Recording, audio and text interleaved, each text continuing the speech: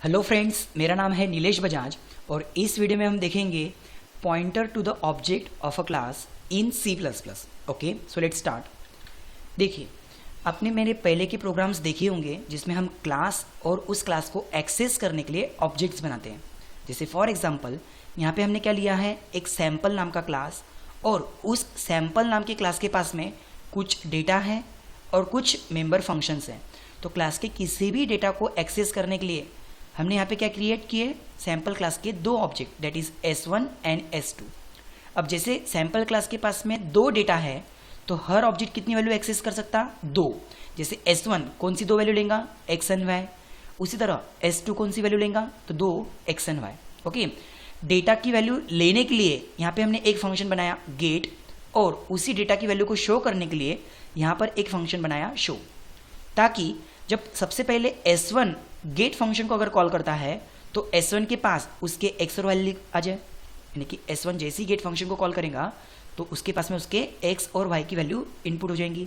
Same उसी तरह जब S1 शो फंक्शन को कॉल करेगा तो उसी के मतलब S1 के डेटा की वैल्यू यहाँ पे प्रिंट हो जाएंगी, दैट इज शो हो जाएंगी। ओके, देखिए तो यहाँ पर ऑलरेडी मैंने किया है। सबसे पहले S1 डॉट गेट नाम का फंक्शन, यानी यहाँ पे ऑब्जेक्ट खुद जब गेट नाम के फंक्शन को कॉल करेगा तो x और y की वैल्यू उसको मिल जाएंगी, दैट इज 10 एंड 20। और जब S1 उसी शो फंक्शन को कॉल करेगा तो उसको x और y की वैल्यू प्रिंट होकर मिल जाएंगी। ओके, देन अगेन यहाँ पर हमने क्या किया कि second object that is S2, उसने जब गेट नाम के फंक्शन को कॉल किया तो ये वैल्यू किसको मिलेंगी, S2 के x और y को। अगेन जब S2 ने शो नाम के फंक्शन को कॉल किया तो यहाँ पे किसका डेटा प्रिंट होगा, S2 का।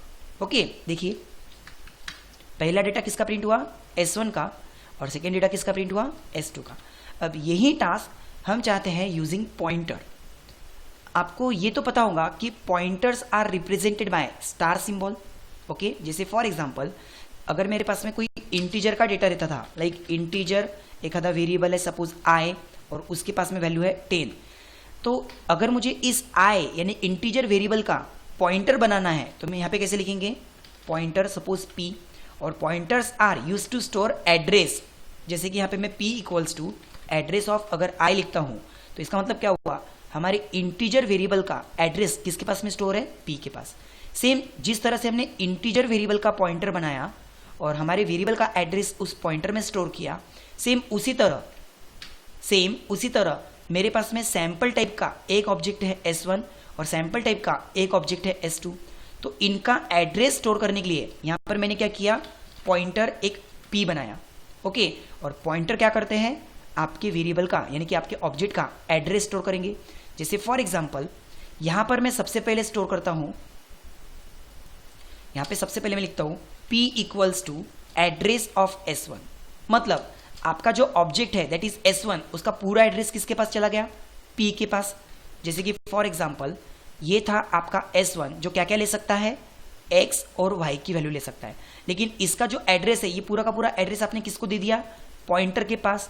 कहने का मतलब अब पॉइंटर के पास ये एड्रेस है, तो पॉइंटर ने अगर कोई वैल्यू ली सपोज तो वो वैल्यू किसके पास जाएंगी, इन एड्रेस स्पेस पे। या पॉइंटर ने अगर कोई डेटा पॉइंटर ने अगर कोई डेटा शो किया तो इस एड्रेस का डेटा शो होगा। मैं यहाँ पे क्या समझाना चाहता हूँ कि आपका जो काम S1 ऑब्जेक्ट कर रहा था, जैसे S1 डॉट गेट तो उसको डेटा मिलेगा, S1 डॉट शो तो उसका डेटा शो होगा। अब S1 का पूरा एड्रेस किसके पास में है, इस पॉइंटर के पास। तो अगर ऑब्जेक्ट की जगह पे मैंने पॉइंटर से डेटा लिया तो इनडायरेक्टली डेटा किसको मिलेगा, S1 को। पॉइंटर के थ्रू अगर मैंने डेटा शो किया तो इनडायरेक्टली डेटा किसका शो होगा, S1 का। क्यों, क्योंकि उस पॉइंटर के पास में किसका एड्रेस चल रहा है, S1 का। देखिए यहाँ पर मैं क्या करता हूँ, S1 की जगह पे पॉइंटर लिखता हूँ, लेकिन पॉइंटर डॉट ऑपरेटर से फंक्शन को कॉल नहीं करता। जैसे यहाँ पे हम क्या कर रहे थे, S1 एक ऑब्जेक्ट था तो ऑब्जेक्ट के थ्रू डॉट ऑपरेटर और फिर शो फंक्शन कॉल कर रहे थे, लेकिन हम यहाँ पे क्या चाहते हैं कि पॉइंटर वो चीजें एक्सेस करे। S1 का पूरा एड्रेस किसके पास में है, पॉइंटर के पास, और पॉइंटर जब क्लास के किसी फंक्शन को कॉल करेगा तो डॉट ना यूज करते हुए एरो ऑपरेटर यूज करेगा। इस फंक्शन को किसने कॉल किया, पॉइंटर ने। मतलब डेटा किसके पास जा रहा, पॉइंटर के पास, बट पॉइंटर के पास में एड्रेस किसका है, S1 का। मतलब इनडायरेक्टली ये डेटा किसके पास गया, S1 के पास।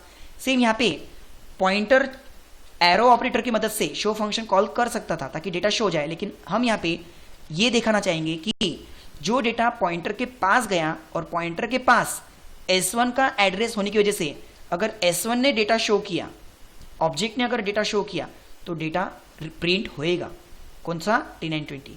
सेम उसी तरह अब मैं यहाँ पे नीचे क्या करता हूँ कि उसी पॉइंटर के पास किसका एड्रेस दे रहा हूँ मैं, एड्रेस ऑफ S2। ओके, यानी कहने का मतलब यहाँ पे फिर से S2 की जगह पे S2 ने नहीं कॉल करते हुए यहाँ पे हम किससे कॉल करवाएंगे, पॉइंटर से, डैश और ग्रेटर देन, इसको बोलते हैं एरो ऑपरेटर। तो पॉइंटर ने जब गेट फंक्शन कॉल किया तो ये डेटा अब किसके पास गया, पॉइंटर के पास, जबकि पॉइंटर के पास में एड्रेस किसका है अब, S2 का, मतलब ये सारा का सारा डेटा किसके पास गया, S2 के पास। और जब फिर S2 डॉट शो करेंगे तो आउटपुट आना ही है। ओके, तो जो काम आपका ऑब्जेक्ट कर रहा था अब वही काम हमने किससे करवाया, पॉइंटर से।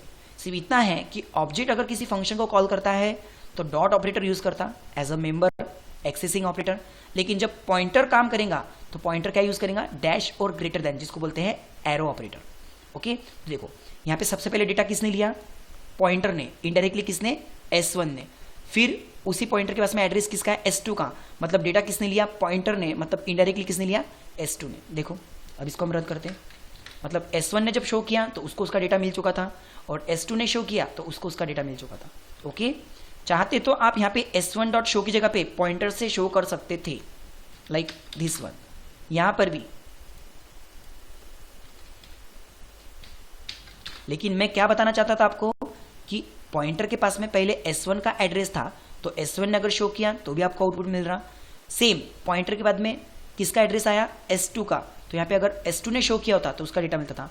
या फिर आप ऐसा लिख सकते हो, पॉइंटर से ही डेटा लो, पॉइंटर से ही शो करो, अगेन पॉइंटर से ही डेटा लो, पॉइंटर से ही शो करो। देखिए, सो आई होप आपको ये कंसेप्ट समझ में आया होगा, that is pointer to your class object. Okay.